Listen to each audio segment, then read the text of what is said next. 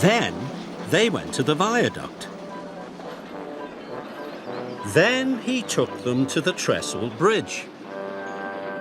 It would soon be time for the concert. The band started to tune their instruments. The sound of their notes filled Rusty's funnel. He was very happy. So happy, he forgot all about getting back for the concert. I know, thought Rusty. Now I'll take the band to the lake. He wanted this trip to go on forever and ever. Rusty happily clickety-clacked towards the lake. His horn was toot-tooting to the music of the brass band. He wished all the other engines could hear him now. The ruined castle looked magical in the sunset. Rusty's tuneful train crossed the lake. Then there was trouble. Rusty shuddered to a stop. Rusty had made a terrible mistake. He had gone too far, and he had run out of diesel oil. Now the brass band wouldn't get back for the concert. This was a disaster. Thomas chuffed into the transfer yards with the Fat Controller and Lady Hat. Mr. Percival looked very unhappy. Rusty had not returned with the brass band. Everyone was very worried. The band leader was very worried too. How will anyone know where we are?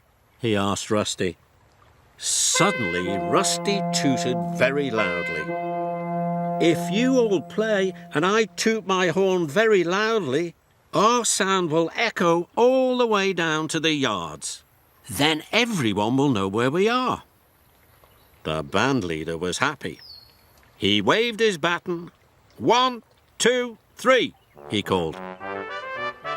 The band started to play, and Rusty tooted his two tones louder and prouder than ever before.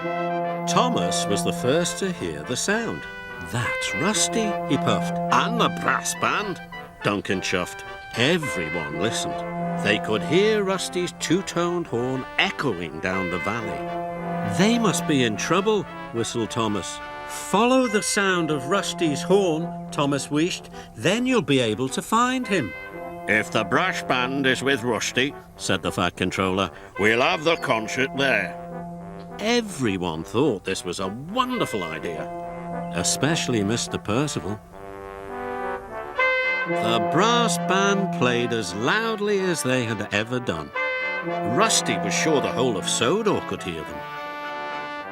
Then he saw engine lamps coming towards them. Rusty was surprised. All the engines were arriving at the lake, and none of them was telling him to be quiet. We have come to hear the concert, boomed the Fat Controller. We heard your horn, puffed Peter Sam. So we knew where to find you, chuffed Duncan. Because you have the most special-sounding horn of all, wheezed Skarloey. I shall never be shy about my special horn again, Rusty tooted.